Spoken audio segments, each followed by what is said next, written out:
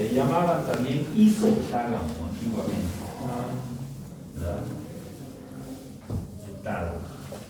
Segundo en importancia sería el hipotálamo.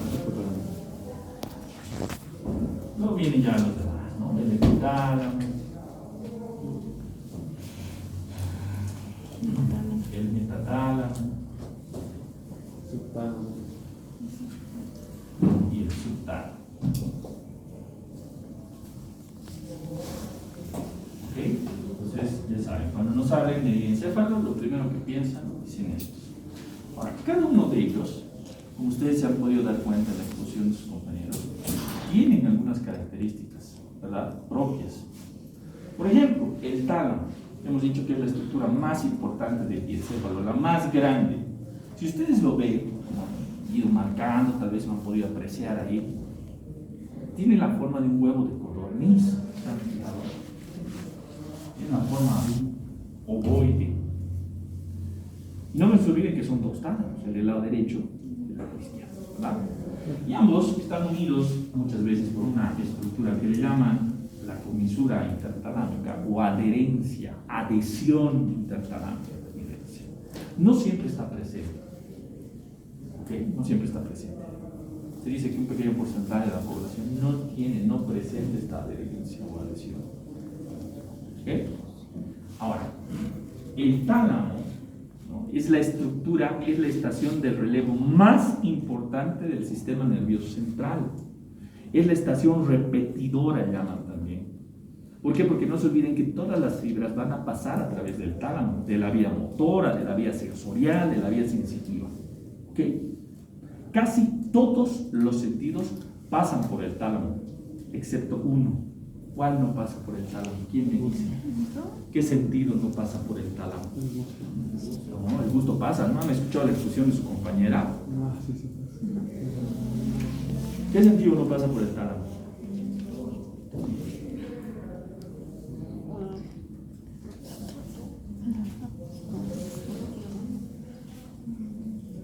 ¿Qué sentido no pasa por el tálamo? El óptico, el óptico. No, casi. El olfato. Bien. Okay. El olfato no pasa por el tálamo. ¿Okay? Sus fibras no hacen sinapsis en el tálamo. Sus fibras del olfato se van directo al cerebro, directo a la corteza entorrinal que le llaman. ¿Okay? El único sentido que no pasa por el tálamo. Por eso, cuando vean, por ejemplo, que hay una patología a nivel del tálamo, se ve afectado el tálamo, va a generar problemas a nivel de todos los sentidos, de toda la parte sensorial, la parte motora, pero no va a afectar al olfato. ¿Okay? No va a afectar al olfato. Si saben, el único sentido que no pasa por el tálamo como estación de relevo es el olfato. Ahora, el tálamo es una estructura gris, no se olviden, es considerado un núcleo basal inclusive. ¿Cuáles son los núcleos basales? Tenemos el núcleo lenticular representado por el globus pallidus y el putamen. Tenemos dentro de eso también el núcleo caudado. Tenemos también los núcleos, la sustancia negra, sin ir muy lejos, el núcleo subtalámico. Todos estos son considerados núcleos basales. Inclusive también la amígdala y el accumbens, que son núcleos relacionados con el sistema límbico.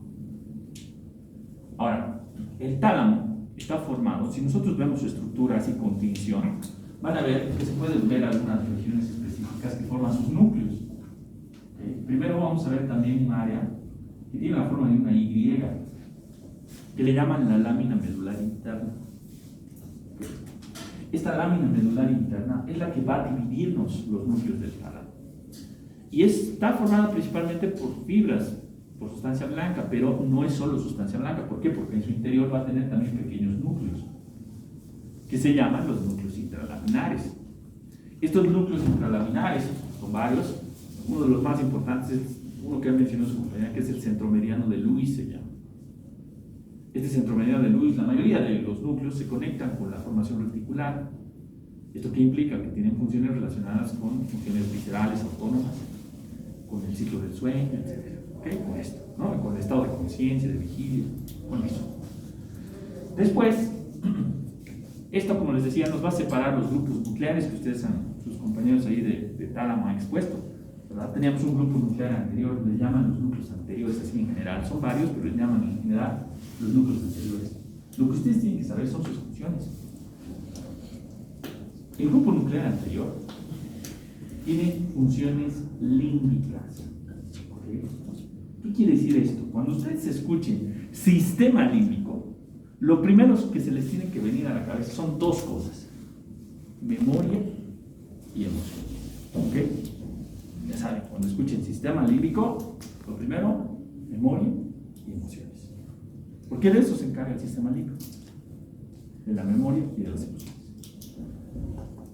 Entonces, estos son parte del sistema límbico, son considerados parte del sistema límbico, los núcleos anteriores del tálamo. Es más, decían sus compañeros, se conectan a través de un haz muy importante con los cuerpos mamilares, que son otras estructuras, pero del hipotálamo, que también tienen funciones límbicas. Y forman un haz muy importante que es el haz mamilotalámico, que hace parte de un circuito grande que es el circuito de la memoria, también llamado circuito de Papez. ¿Okay? Ahora, tenemos otro grupo importante, el grupo lateral. Este se subdivide, ¿verdad?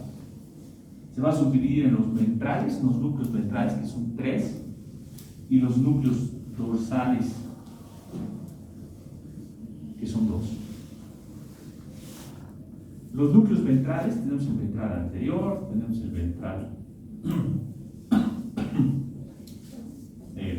el ventral posterior y los ventral posterolateral, y hay uno más que es el ventral posteromedial, pero nadie habla de eso. ¿Ok? Ahora, a veces a esto también le dicen solo ventral lateral, no sé acaso, o a veces intermedio también le llaman. Eso varía de bibliografía a bibliografía. Igual el ventral posteromedial, algunas bibliografías como Oscar González no habla del ventral posteromedial, solo habla del ventral posterolateral. Pero por si acaso hay uno más que está medialmente, que es el ventral posteromedial. Tienen la misma función. ¿Ok? Entonces, hablando de las funciones, ¿qué es lo que hacen? Estos dos son parte de la vía motora. ¿Okay? Son el relevo motor. Las fibras de la parte extrapiramidal y demás son fibras motoras que están llevando, ¿ok?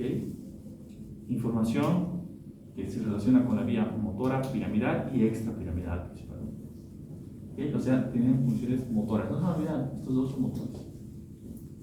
En cambio, estos dos de aquí, el ventral posterolateral y el ventral posteromedial, son sensitivos. ¿Verdad?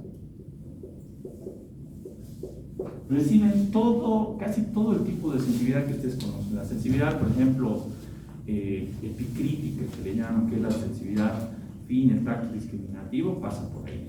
La propiocepción consciente, que viene por el lemnisco medial, también llega ahí. Luego también recibe a la vía dolorosa, la vía termoagésica, ¿verdad? Dolor, temperatura, que recibe también. La diferencia es que uno va a recibir de la parte del trigémino, de la cara, y el otro va a recibir esa vía del cuerpo, ¿no? Gracias al haz espinotalámico. Entonces, la vía gustativa también va a pasar por aquí. ¿Okay? Ahora, los laterales. Tenemos el lateral dorsal y el lateral posterior. ¿Okay? Lateral dorsal y lateral posterior. Estos no son tan importantes como estos dos, o bueno, como estos tres en realidad, bueno, así lo prefieren 4. ¿Ok? Entonces dice que se relacionan más con el grupo medial. ¿Y qué hace el grupo medial? Acá en el grupo medial está el medio dorsal y los comisurales también. Los comisurales, bueno, no son tan importantes, es más importante menos. Que le llaman medio dorsal, le llaman dorso mediano, es lo mismo. ¿Ok? ¿Y qué función tiene? También se relaciona con funciones límbicas por sus condiciones. ¿Okay? Tiene funciones límbicas relacionadas con la memoria, con el comportamiento, o bueno, con las emociones en general, ¿verdad? Entonces ahí está. Ahora, nos falta un grupo más que es el grupo posterior, y acá está representado por el pulvinar. La región posterior del tálamo le llaman el pulvinar, ustedes creo que lo han marcado, ¿verdad? De hecho es como colita del tálamo, ¿verdad? La región posterior es el pulvinar del tálamo. Y el pulvinar del tálamo se relaciona con funciones también olfativas, con funciones visuales y auditivas. ¿Por qué? Porque por debajo del pulvinar también están unas estructuras que le pertenecen al metatálamo, que son los cuerpos geniculados. ¿Okay? Los cuerpos geniculados lateral y medial. Entonces, eso es tálamo. Esto es lo más importante que debes saber del tálamo.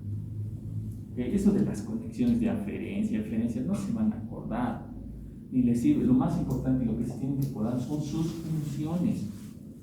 ¿Okay? Son sus funciones. ¿Por qué? Porque al saber sus funciones, ustedes ya pueden deducir estas conexiones que han mencionado sus compañeros, ¿verdad? Aferentes y eferentes. ¿Estamos?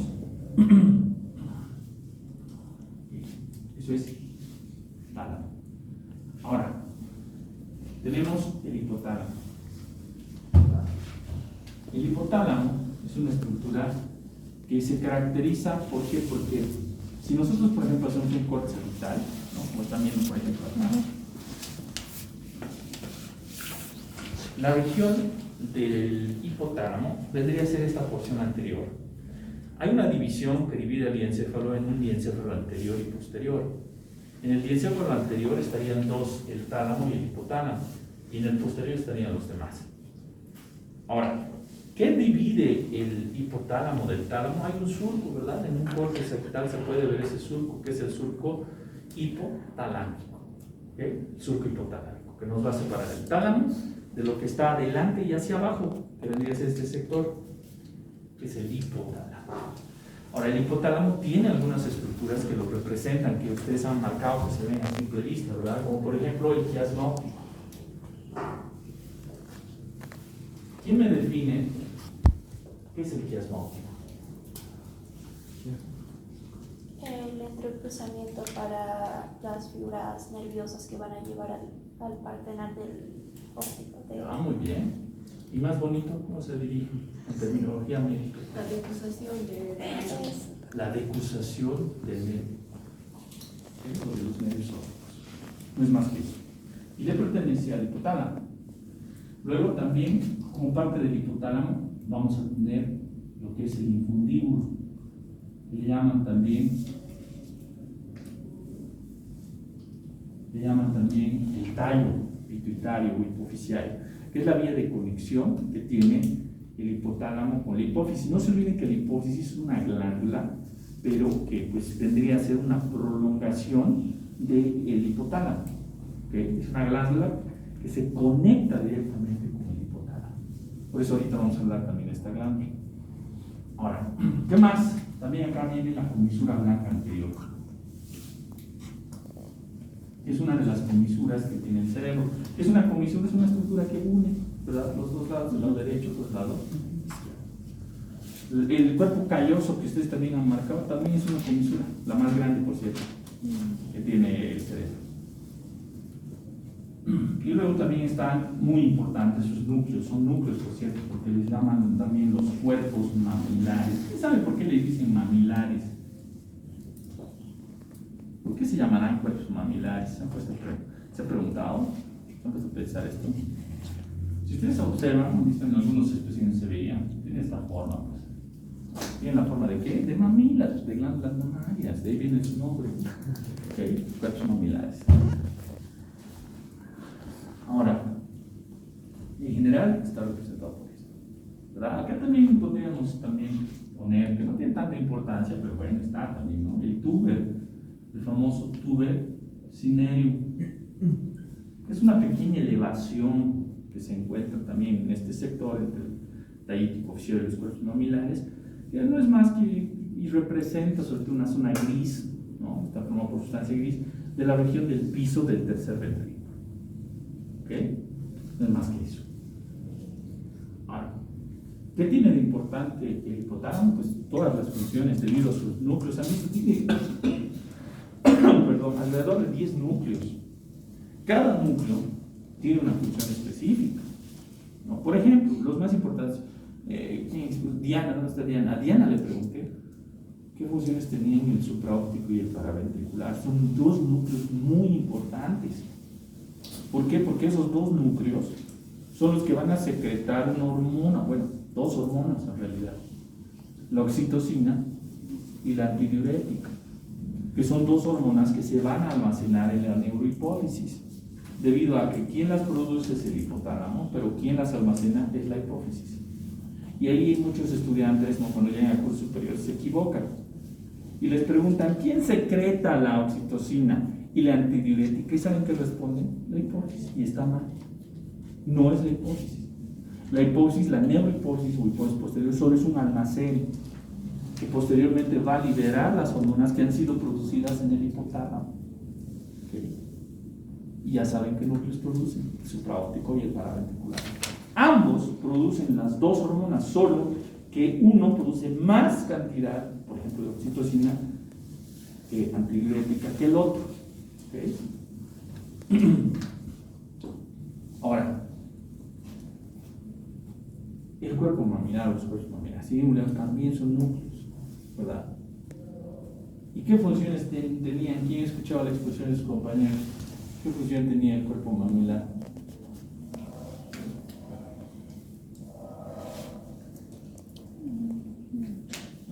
Funciones químicas. ¿Qué quiere decir esto?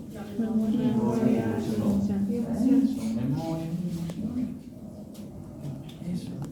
Eso es lo que hace. Les he dicho hace rato, se conecta al cuerpo mamilar, se conecta con los núcleos anteriores del tálamo a través de un haz, que es el haz mamilotalámico.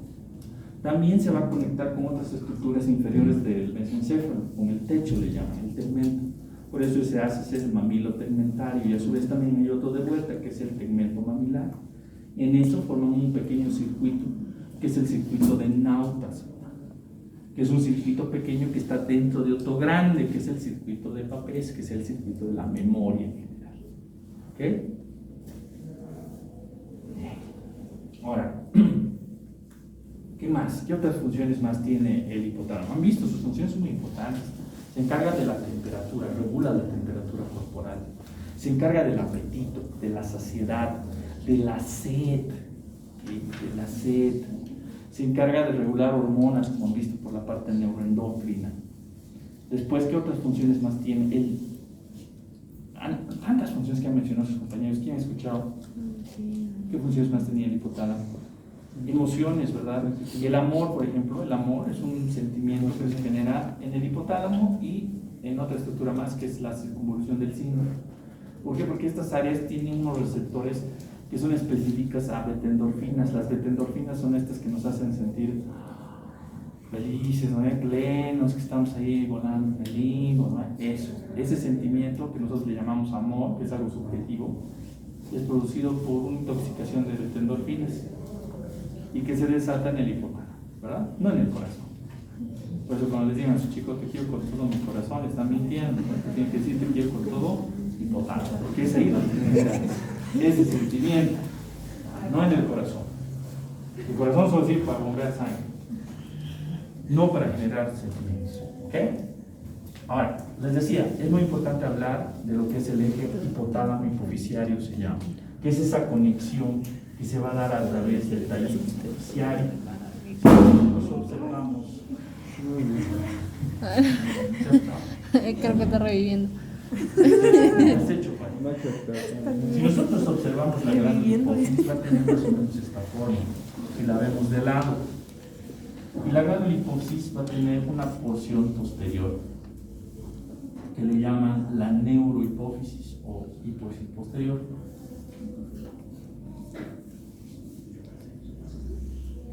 Okay. A la hipófisis también le dicen pituitaria, es lo mismo, ¿verdad? Y no confundir con la epífisis, que esa es la glándula pineal, ¿okay? Está atrás en el epitálamo, ahorita vamos a hablar de ella. Esta es hipófisis o pituitaria. Y luego también tiene una porción acá anterior que le llaman la adenohipófisis. Ambas porciones son diferentes, están separadas por una porción intermedia, también le llaman, ¿no? Se dice que tiene 3 porciones. Algunos autores no contemplan la tercera porción, se olvidan de esa tercera porción, pero ahí está. Las más importantes son estas dos. Este es un reservorio, se va a conectar a través de tractos con los núcleos que hemos mencionado que se encuentran en el hipotálamo, que son el supraóptico y el paraventricular. Es por eso que esos núcleos, al producir, van a ir y van a liberar la hormona a nivel de esta región. Y esta las va a almacenar hasta que sean necesarias, ¿verdad? Y estas hormonas, la oxitocina y la antidiurética, o también llamado vasopresina, o ADH, como prefieran llamarle, ¿dónde actúan? ¿Cuáles son sus órganos blancos? ¿Quién me puede decir? Por ejemplo, de la oxitocina, ¿cuál es su órgano blanco? ¿Dónde actúa? Las glándulas suprarrenales, no suprarrenales, no. La oxitocina. Para las embarazadas. La contracción del útero. Eso, en el útero, ¿verdad? En el miometrio. Ese es su órgano blanco. Ayudan a la contracción uterina durante el parto. Después, también se liberan y ayudan al incremento de la prolactina. ¿Ok? Cuando el bebé succiona en el pezón, estimula el pezón, al estimular el pezón se liberan grandes cantidades de oxitocina y la oxitocina a su vez, mediante un ciclo de retroalimentación, va a actuar aumentando la prolactina y al aumentar la prolactina se va a aumentar la producción de leche. Y la ADH, la antidiurética, la vasopresina, ¿dónde actúa? Ahí recién. ¿Dónde va a actuar? En los riñones. En los riñones. Haciendo lo que su nombre les dice, antidiurética. ¿Qué quiere decir eso? Que evita la diuresis, pues que evita que perdamos líquidos, ¿verdad? Esta hormona se activa en condiciones, pues, de, por ejemplo, deshidratación, hipovolemia, ¿okay? Evitando que el cuerpo pierda más agua. Se llama vasopresina también porque aumenta la presión arterial, ¿verdad? Al contrario de los vasos sanguíneos. ¿Y qué es lo que hace? Reabsorción de lo que va a ser agua, además de sodio y la excreción de potasio. Eso es lo que hace la antidiurética. En cambio, la adenohipófisis se llama adeno. A la palabra adeno quiere decir glándula. Esta es la verdadera glándula. Este es reservorio. Pero esta adeno es la verdadera glándula. ¿Por qué? Porque va a producir hormonas. Esta sí es la productora de hormonas propias de la hipófisis. Y esas sí pueden decir, sí, es una hormona producida por la hipófisis. La oxitocina y la antidiurética ya saben que no, ¿verdad? Vienen del hipotálamo. Son hormonas hipotalámicas, no hipofisiales. Pero las que produce la adenohipófisis sí son propias de ella. ¿Quién me da nombres? ¿Qué hormonas? Vamos.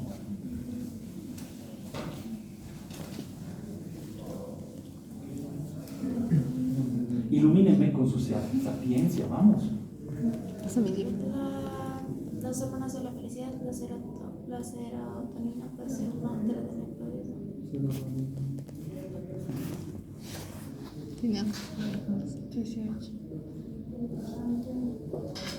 ¿Qué es la GH? ¿Qué quisiera GH? Hormona.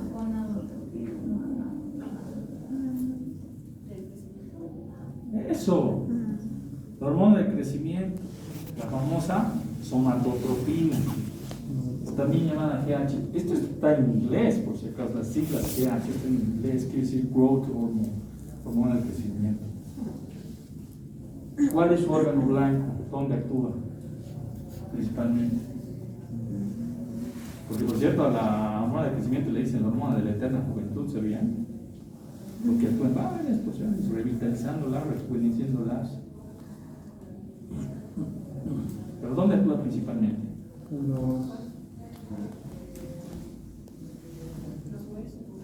Los huesos largos, muchachos, ¿verdad? El cartílago crecimiento de los huesos largos, por eso ustedes crecen en estatura.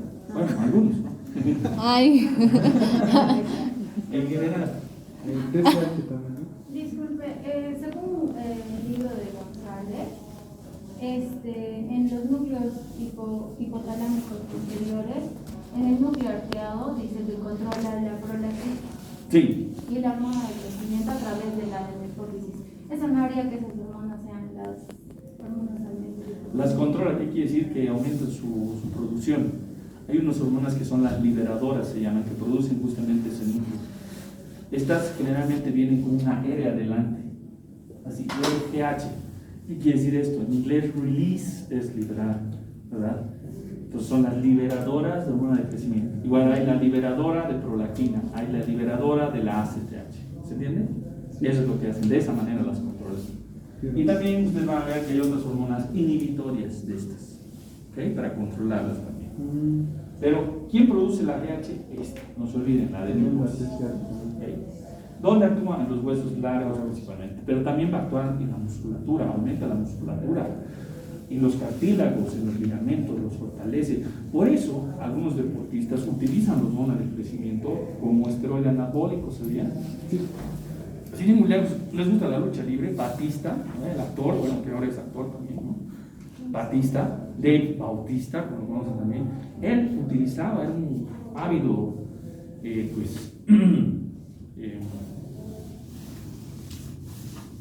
utilizante de estas hormonas, ¿no? Y sobre todo de la hormona de crecimiento. Creo que hay que tener mucho cuidado con la hormona de crecimiento porque hay que tomarla con insulina. Luego, ¿qué otra hormona más? TSH. La TSH, muy bien, la TSH. ¿Qué quiere decir TSH? La hormona estimulante de la tiroides. ¿Ok? Está en inglés igual. Tiroid, la hormona estimulante de la tiroides. ¿Dónde actúa? Por eso regular con la tiroides. ¿Haciendo qué? Que los niveles de T3 y T4 se elevan, ¿verdad? Para eso sí. No se olviden que la T3 es la triiodotironina y la T4 es la famosa tiroxina, ¿verdad? ¿Qué hacen estas hormonas? Actúan a nivel del metabolismo, ¿verdad? De las proteínas, de los carbohidratos, de los lípidos, son hormonas catabólicas más que todo. Por eso cuando tenemos un hipertiroidismo, ¿qué quiere decir? Que estas hormonas están aquí arriba, ¿no? Y están causadas de efectos catabólicos, por eso pues, el paciente generalmente es un paciente delgado, flaquito, ¿verdad? Exhortamos muchas veces, ¿no? Todo sudoroso, tembloroso, ¿no? Nervioso, típico paciente con hipertiroidismo. Y por el contrario, cuando estas hormonas caen, estamos hablando de hipotiroidismo, ¿verdad? Donde el paciente pues, va a tener más efectos anabólicos. ¿Qué quiere decir esto? Que va a ser un gordito, ¿verdad? Generalmente un gordito, ¿verdad? Con hipertensión muchas veces. Eso lo van a ver más tarde. Después, ¿qué otra hormona? FSH. Eso. Acá tenemos la FSH.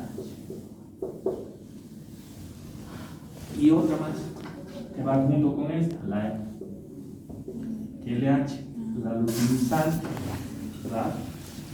Esta, la FSH, quiere decir folículo estimulante, y la otra, la luteinizante. Ambas son hormonas que actúan en qué? ¿En qué actúan? ¿Dónde actúan? ¿Son en el ovario? No, en los testículos. Entonces, son hormonas relacionadas con qué? ¿Gónadas? Con las gónadas, ¿verdad? Van a sus órganos blancos son las gónadas, tanto masculinas como femeninas. En la mujer serán los ovarios, en el varón serán los testículos. ¿Y en los ovarios qué van a estimular? ¿Para qué van a estimular? ¿Qué van a producir los ovarios? ¿Qué producen los ovarios? Folículos. ¿Qué producen sus ovarios? Folículos, ¿no? ¿Cuáles son las hormonas femeninas? Los estrógenos y la progesterona, ¿verdad? Los estrógenos les dan las caracteres sexuales secundarias que ustedes tienen, que son típicos de la mujer, ¿verdad? Aumento de las glándulas mamarias, piel tersa, cabello largo, fin, ¿verdad? Todas esas características secundarias. Ausencia de vello facial, ¿no?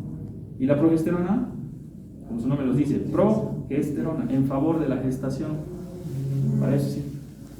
Actúa durante el ciclo menstrual, ¿verdad?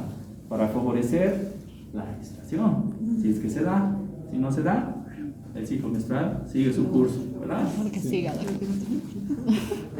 Ahora, en el varón, ¿qué hacen los testículos? ¿A qué inducen? La formación de testosterona. Eso.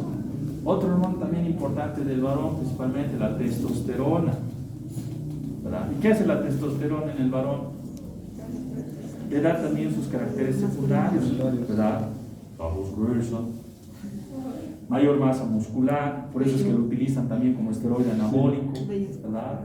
Vello facial, ¿no? Todas esas características.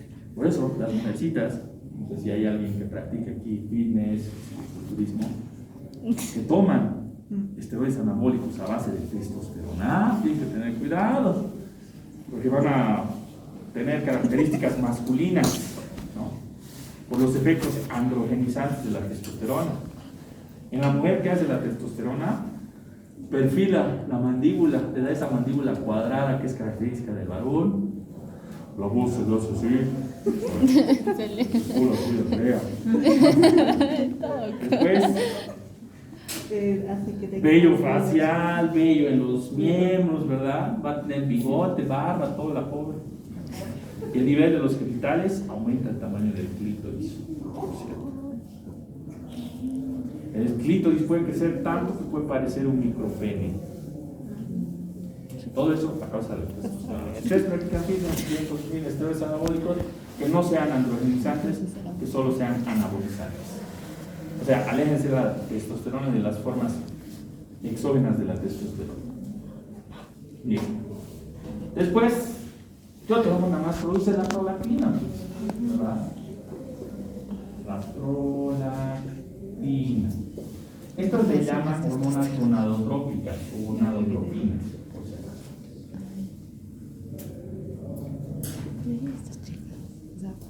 A las dos. Luego está la prolactina. ¿Cuál es el órgano blanco de la prolactina? La glándula mamaria, ¿verdad? ¿Para qué? Para producir Leche.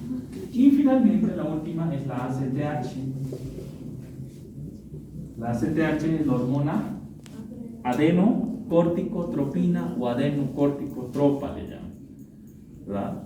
¿Cuál es su órgano blanco?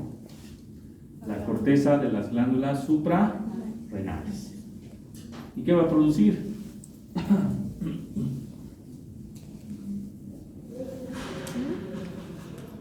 ¿Qué produce la corteza de las glándulas suprarrenales? ¿Qué es el cortisol, pues, muchachos? ¿No es para el estrés? Eso, pues. Produce corticosteroides, como el cortisol o la cortisona, que son las hormonas que se liberan del estrés. Son hormonas catabólicas. Ahí está. Eso es lo que tienes que saber de hipófisis.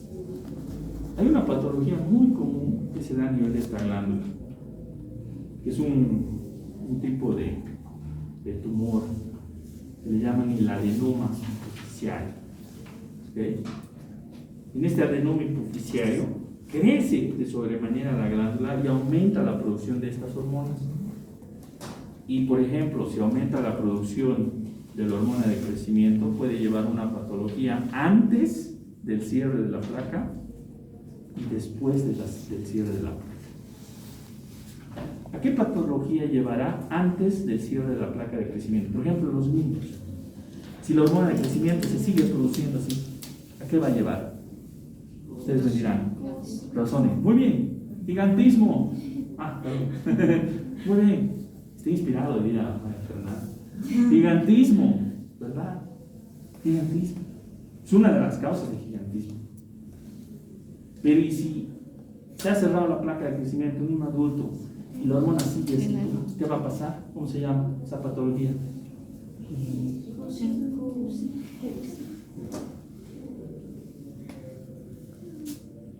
Como los huesos largos ya no pueden crecer porque la placa está cerrada, empiezan a crecer a lo ancho.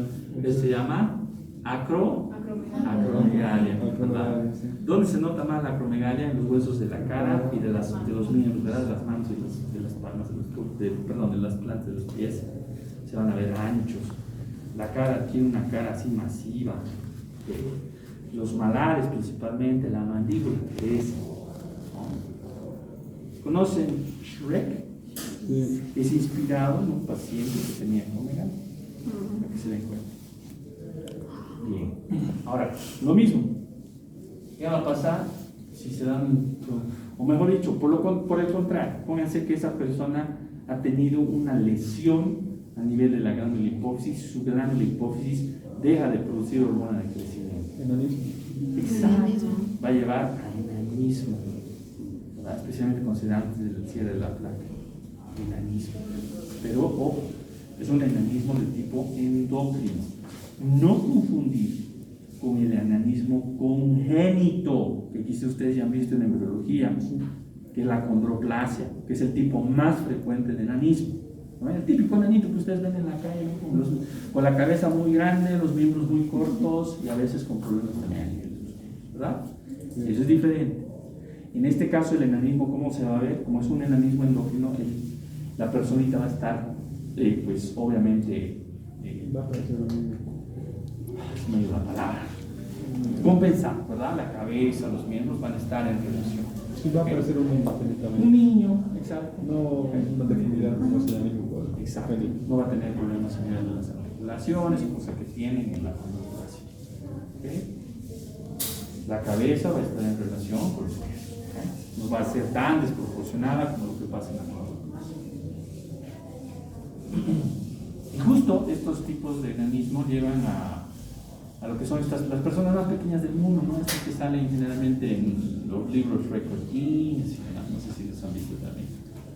Las cuerdas vocales también no se desarrollan, ya dan así bien aguditas, ¿no? ¿Ok? Bien. Entonces, ahí está. Esa es la hipófisis. Epitálamo. Cuando les hablen de epitálamo, se les tiene que venir a la mente. Tienen más partes, pero dos son las más importantes. Uno es el trígono venular.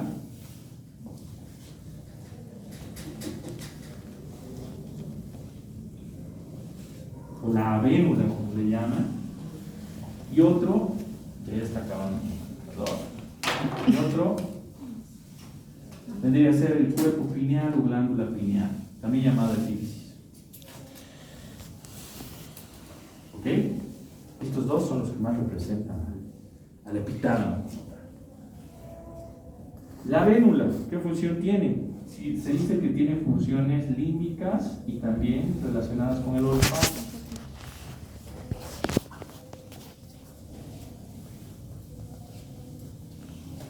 Cuerpo pineal es una glándula, entonces produce una hormona. ¿Qué hormona es?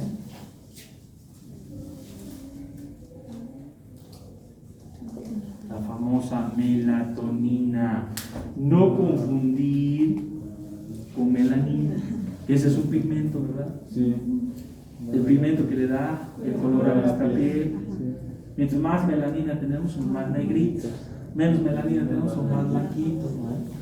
Pero no confundir, esa es melanina, eso es un pigmento. Esta es una hormona, melatonina. Y esta es la hormona del sueño. Esta hormona induce el sueño. Por eso, la glándula pineal o cuerpo pineal regula el ciclo circadiano, el ciclo del sueño. ¿Okay? ¿Por qué le llaman pineal? ¿Quién sabe? Si nosotros la vemos a la glándula, más o menos va a tener esta forma. ¿Okay? ¿Han visto la fruta del pino? La piña del pino. Sí, sí. De ahí viene el nombre pineal. Porque se parece. Pineal, no pineal. Por eso. Una pregunta, ¿no? ¿Tienes las pastillas para dormir producen melatonina o aceleran la producción de esta? ¿Perdón? Entonces las pastillas para dormir aceleran Claro la que sí, porque son derivados generalmente del triptófano, de la serotonina. Las hormonas que están relacionadas con el sueño son dos, la serotonina y la melatonina. Solo que la melatonina está presente más en los jóvenes, porque no se olviden que esta glándula se calcifica cuando son más adultos. ¿Okay? Y de ahí ya viene solo la serotonina. Por eso no se han preguntado por qué los viejitos no duermen. Se duermen a las 7 de la noche y a las 5 de la mañana están activos. En cambio, los jóvenes todo el tiempo tienen sueño. Ahora, Se caduca. ¿cómo se da la producción de melatonina en condiciones de baja luminosidad? ¿Okay? Cuando estamos en condiciones oscuras de baja luminosidad, ¡pum!, se dispara la producción de melatonina. Y esta actúa en la llamada corteza cerebral, en el manto cortical, haciendo que se desactive. Por eso nos da sueño. Entonces hay que tener mucha luz. Antiguamente, cuando dábamos clases magistrales allá en otra universidad, mis estudiantes generalmente pasábamos la noche, ¿no? Pues era el data display, apagábamos las luces y nos estábamos ahí. Durmiéndose. ¿Por qué? Porque la melatonina está baja. Sí. ¿Ok? Entonces, al momento de estudiar hay que tener mucha luz. Así es. Sí, sí. Luego tenemos esto, el metátalo. Solo dos cosas que hay que recordar del metátalo, porque es la parte más pequeña. Solo está formado por dos núcleos que están en la región posterior por debajo del pulvinar, como les decía. Uno de ellos es el cuerpo geniculado lateral y el otro es el cuerpo geniculado. Mediana. Estos son parte del relevo de vías importantes. En el caso del lateral, el relevo de la De la vía vista. visual. Visual. Visual. No se me olvida, lateral lo van a relacionar con vista. Lateral, vista, lateral, vista. Y la vía del Auditiva. relevo del cuerpo genicular medial es la vía Auditiva. auditiva. ¿Verdad? Si ustedes ven cómo está conectado este cuerpo genicular lateral, van a ver pues que justo a ese nivel llegan las cintillas. Que están viendo, vean, esto de acá representa la cintilla óptico del tractor. Vean dónde va a llegar. Va a ser justo sinapsis ahí. Este de acá es el cuerpo genicular lateral. Ahí llegan las fibras que van. Son fibras visuales. Y de aquí, estas fibras hacen sinapsis o neuronas que se encuentran en estos núcleos y posteriormente mandan fibras ya hacia el cerebro, hacia las áreas visuales primarias, el área, ¿cuáles son las áreas visuales? El área 17, 18 y 19 neuronas que se encuentran en el lóbulo occipital del cerebro. Ese haz que va, o esas fibras en general, Óscar González las llama las radiaciones ópticas de gratiolet, pero se lo conoce como el haz genículo calcarino. Genículo porque nace en los cuerpos geniculados laterales, calcarino porque termina en la región calcarina del lóbulo occipital. ¿Ok? Las capas que tiene Y esas capas nos sirven para, como decía ahí su compañero, para distinguir la luz, el tono, la dimensión de las figuras que nosotros estamos observando. Justo a ese nivel, en la región occipital, es donde la imagen invertida que aparecía en el cristalino, ¿se acuerdan? ¿Han hecho ustedes el experimento de ojo de vaca con sus docentes? Sí. ¿Han visto cómo se veía la imagen a través del cristalino? Sí. Se invertía, ¿verdad? Esa imagen invertida recupera su forma en el lóbulo occipital. ¿Ok? Y es por eso que nosotros vemos tal cual, ¿no? No vemos de cabeza. Claro. A veces hay una lesión en la vía y las personas tienden a ver las cosas de cabeza, al revés. Y la otra, decíamos, es el cuerpo geniculado medial, que también las fibras del lemnisco lateral, que son las fibras decusadas que vienen de los núcleos cocleares, van a llegar acá y de acá van a hacer relevo para finalmente ser distribuidas hacia el lóbulo temporal, donde se encuentran las áreas 41, 42 de Brodmann, que son las áreas auditivas primarias, y también llegan a la 22, que es el área auditiva secundaria o de asociación, digamos. Esas fibras que nacen de aquí, Óscar González les llama las radiaciones acústicas de Pfeiffer. Pero nosotros también lo conocemos como el haz genículo temporal. ¿Okay? Genículo porque nace en el cuerpo genicular medial y temporal porque termina en la región temporal. ¿Estamos? Entonces, no se olviden de eso. Metatálamo, ya saben, lo primero que tienen que pensar, cuerpos geniculados, lateral y medial. ¿Qué funciones tiene? Lateral, con la visión. No se olviden, lateral. Visión. ¿Y medial? Auditivo. ¿Ok? Cuidado, se me confundan. Ya saben, asocien lateral con visión y medial con audición. Y luego, finalmente, el subtálamo. Les decía a sus compañeros, esta región no se puede ver. Para verlo hay que hacerlo en un corte charcot, un corte columnar. ¿Okay? Porque es la región que está justo por debajo del hipotálamo, por debajo del tálamo, ¿verdad?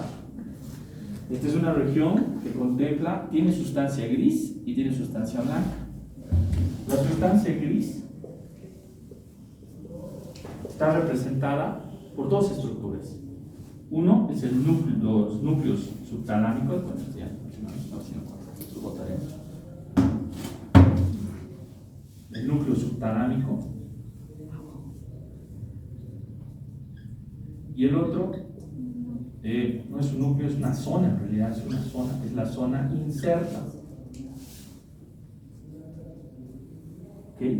La zona inserta. ¿Qué quiere decir inserta? Quiere decir incierta. ¿Por qué? Porque no se sabe su función. Se sabe que es una región de sustancia gris, está formada por neuronas, pero no se sabe qué rayos hacen estas neuronas. Por eso su nombre, inserta.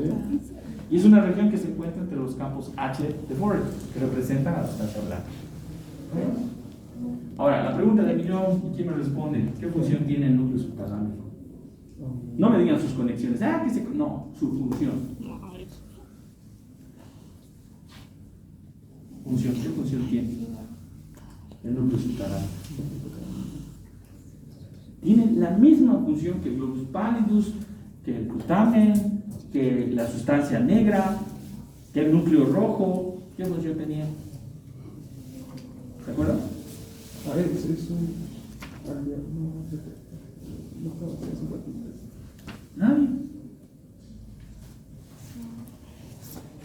Es un núcleo motor extrapiramidal. ¿Okay? Motor extrapiramidal. ¿Qué implica que sea un motor extrapiramidal? Que se encarga del control motor involuntario, inconsciente. Ese control motor es necesario para movimientos finos, precisos. Por ejemplo, yo quiero tomar este marcador, ¿verdad? Hago esto, voy a tomarlo con estos dos dedos. Pero ese simple movimiento, que ustedes así lo ven simple, requiere de una coordinación entre la contracción y la relajación de músculos, ¿verdad? Porque si no pasara esto, no podría sujetar esto. Imagínense pues, todos los músculos contrayéndose al mismo tiempo, no va. Tiene que haber la contracción de los músculos que sean agonistas y la relajación de los antagonistas para que se lleve a cabo este movimiento fino. ¿Quién se encarga de este control? La parte extrapiramidal. La parte piramidal como tal es la parte voluntaria, la que nosotros controlamos, ¿verdad? Quiero mover mi brazo. Piramidal. ¿Okay? La parte extrapiramidal es la parte que controla, como les he dicho, para que los movimientos sean finos, precisos. ¿Ok? Cuando hay daño en estos núcleos es que vienen los bien, ahí está, motor extrapiramidal. ¿Son inserta? No está. Inserto. No. ¿Y la sustancia blanca? Hemos dicho que está formada por los famosos campos H de Forel. Los campos H de Forel. ¿Qué son los campos H de Forel? Son en realidad, se forman por fascículos, por fibras de sustancia blanca que quedan justamente entre el núcleo subtalámico, entre la sustancia negra, ¿verdad? Entre la zona inserta. A eso nosotros le llamamos H, H1, H2. En algunas bibliografías describen aquí un H3 inclusive. ¿Okay? La mayor parte de esto está formada por fibras, como les digo, que vienen de otros núcleos, ¿no? De los núcleos basales, como del globus pallidus, del glutamen, del tálamo inclusive. Esos son los campos H y son la sustancia blanca. Entonces no se olviden, cuando hablen de lo que es el subtálamo, la sustancia gris, el núcleo subtalámico, que es un motor extrapiramidal, y la zona inserta, que no sabemos. Y la sustancia blanca, los campos H de Forel. ¿Vamos? Que son H1, H2, ¿no? Y el H. Ahí está. Eso es ciencia. Resumido, comidito, masticadito, ustedes, ¿verdad? Acá, en esta maqueta, se puede ver algo de ciencia. ¿Qué se ve? Vean, tenemos acá el tálamo, ¿verdad? Que es esta estructura. Por delante, el hipotálamo, ¿verdad? El hipotálamo. Separándolos, acá está el surco marcado. Es el surco subtalámico, ¿verdad? Esto que ha sido cortado justamente, vean, son los cuerpos mamilares que están acá. Acá está también el quiasma óptico, ¿verdad? La comisura blanca anterior también. Después, ¿qué más tenemos? Hacia atrás ¿no? Tenemos esta región que representa al epitálamo. Esto de acá que ven es la comisura venular, ¿no? O los cuerpos de la vénula dentro y los núcleos avenulares, que ya hemos dicho que tienen funciones límbicas y olfativas. Y luego está la glándula pineal o cuerpo pineal, que dice que tiene un color así medio rojizo, rosado. ¿Estamos? Eso es lo que se puede ver en este. Ahora, si seguimos el tracto, también podemos ver esta región que le llaman el pulvinar, y justo por debajo del pulvinar del tálamo vienen los cuerpos geniculados, ¿verdad? Donde llega el tracto óptico es el cuerpo geniculado lateral, y el otro que se encuentra medialmente es el cuerpo geniculado medial. ¿Vamos? Ahí está. Ahora, no se olviden que estos se conectan con los folículos del mesencéfalo, ¿verdad? Mediante los brazos foliculares. Los cuerpos geniculados laterales, por ejemplo, se van a conectar con el cuerpo, o mejor dicho, con el folículo superior o anterior, perdón, y el medial se va a conectar con el cuerpo geniculado, o con el folículo posterior, o también llamado inferior, ¿no? A través de sus bracitos foliculares. ¿Por qué es importante esta conexión? Porque las vías reflejas de la vista y del oído pasan a través de esto, ¿no? Ahí están los reflejos de, por ejemplo, en la vía auditiva de alarma y relevo, ¿no? Y en la vía visual los reflejos visuales. Estos interconectan algunas regiones, ¿no? Por ejemplo, gracias a estas interconexiones, ¿qué es lo que pasa cuando nosotros nos dan así un golpe? ¿Qué es lo que hacemos? No parpadeamos, ¿verdad? Cerramos los ojos. Reaccionamos. O cuando recibimos una luz muy intensa, igual, ¿no? Cerramos los ojos. Esos son reflejos visuales generalmente. Y lo que ustedes están viendo acá, este espacio, ese es el tercer ventrículo, hablando del sistema ventricular. Muchos no entienden el sistema ventricular porque es una estructura muy difícil de comprender, ya que está por dentro del encéfalo. Para estudiarla hay que inyectar algún polímero, puede ser silicona, puede ser látex, y luego sacamos todo lo demás y va a quedar la estructura del sistema ventricular. ¿Cómo se ve el sistema ventricular? Si nosotros lo dibujamos, se va a ver más o menos así.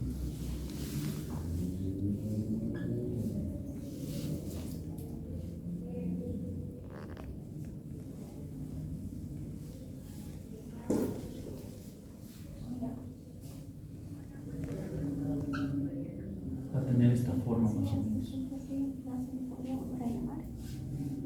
¿Ok?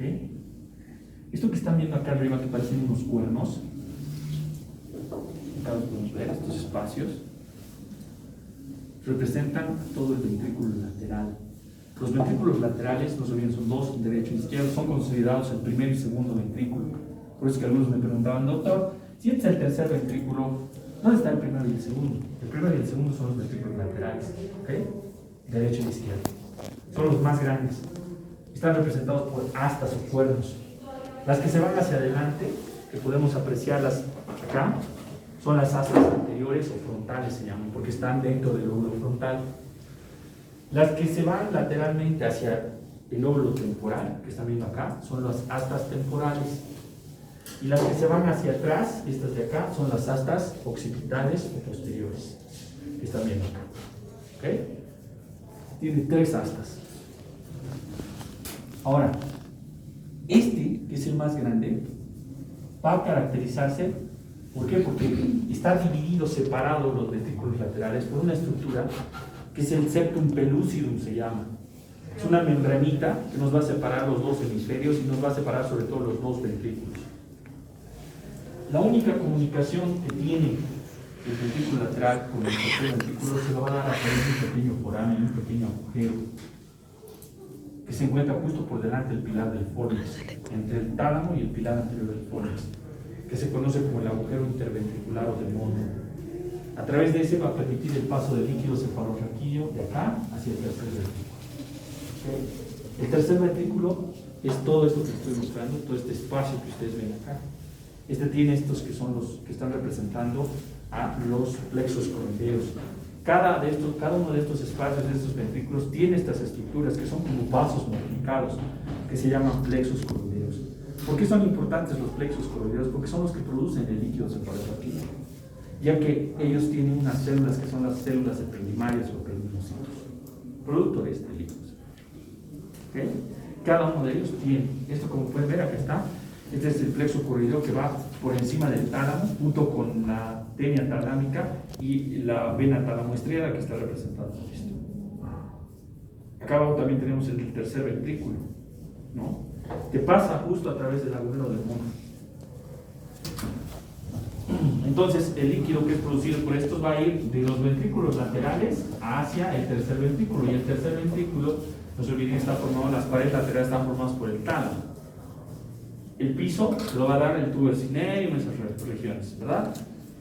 En la pared anterior va a contribuir el hipotálamo. ¿Okay? Y este tercer ventrículo se va a conectar con el cuarto ventrículo que está abajo, que tiene la forma de una pirámide lateralizada, a través de un acueducto, que es el acueducto de Silvio, o cerebral, ¿verdad? Que mide 2 milímetros de diámetro.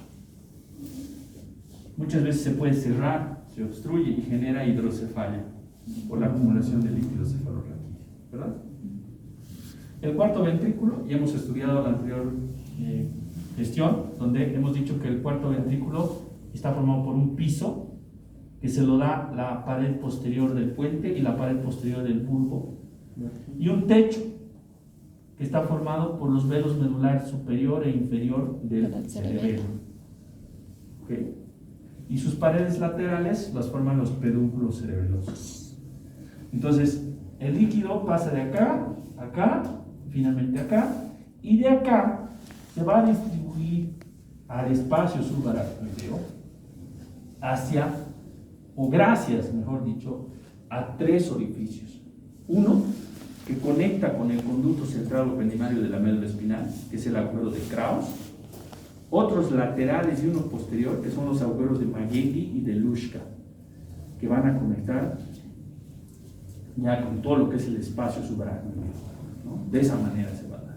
Entonces el líquido va a pasar en todo. ¿Estamos? ¿Quién se encarga de la producción del líquido? Ya sabemos, los plexos corridoreos. ¿Y quién se encarga de la reabsorción? ¿Quién me dice? Y con eso nos vamos. ¿Quién reabsorbe el líquido cefalorraquídeo?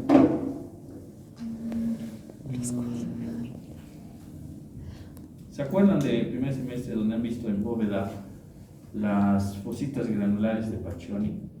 Sí. Que dejaba la aracnoides. ¿Se acuerdan? Pues ya se me olvidó. Esas fositas granulares son justamente las granulaciones aracnoideas. Esas son las que se encargan de la reabsorción del líquido cefalorraquídeo. ¿Por qué lo hacen? Porque se conectan con los senos venosos durales. Es decir, todo el excedente del líquido cefalorraquídeo se va junto con la sangre venosa del cerebro. ¿Por qué los más grandes se llaman corpúsculos de Pacchioni? ¿Ah? ¿Por qué la biopsia más grande tiene otro nombre? Porque se llaman los corpúsculos de Pacchioni. Por el que lo describió, pues que fue Pacchioni, ¿no? Porque quise, no tiene más sentido. Sí. Pero en general, eso nos encarga de la reabsorción. No se olviden que la presión intracraneal va en relación con esto. Si hay un disbalance, va a generar aumento del líquido y por ende aumento de la presión intracraneal, lo que es peligroso porque puede llevar a herniación, ¿verdad?, del cerebro. Vámonos.